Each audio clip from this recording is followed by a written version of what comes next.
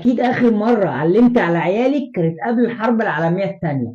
النهاردة بقى انا خليكي تعلمي عليهم وتعملي لهم مكرونة فوتوتشيني بالصوص الابيض، انما جامدة جامدة جامدة جامدة. اكسبلور ولايك وشير، واللي ما عملش متابعة يعمل متابعة، ويلا بينا نجوم الكوكب نعمل مكرونة فوتوتشيني بالمشروم.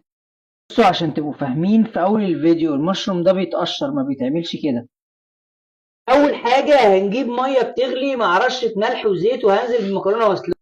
نيجي وقت الحلاوة والشياكة، طاسة وهنزل بمكعبين من الزبدة، بصلاية مفرومة. أول ما أحس إن البصلة دبلت هقطع المشروم وهنزل بيه، وأول ما المشروم يستوي هنزل بمعلقتين من الدقيق بالشكل اللي انتوا شايفينه ده مع التقليب المستمر. أول ما الدقيق يتحمص هنزل بنص كيلو من اللبن. أول ما الصوص يربط هنزل بحبة من الماجي الفراخ، وحبة ملح على قد الكمية، وما احاولش اكتره عشان الماجي كده كده فيه ملح. ده هيكون شكل الصوص قبل ما نحط عليه المكرونة. هنزل بقى بالمكرونة بعد ما اتسلقت. الطبق ده بيضحكوا عليكم في المطاعم ويقدموه لكم بالشيء الفلاني. تعالى قرب بقى كده وشوف الشياكة والحلاوة.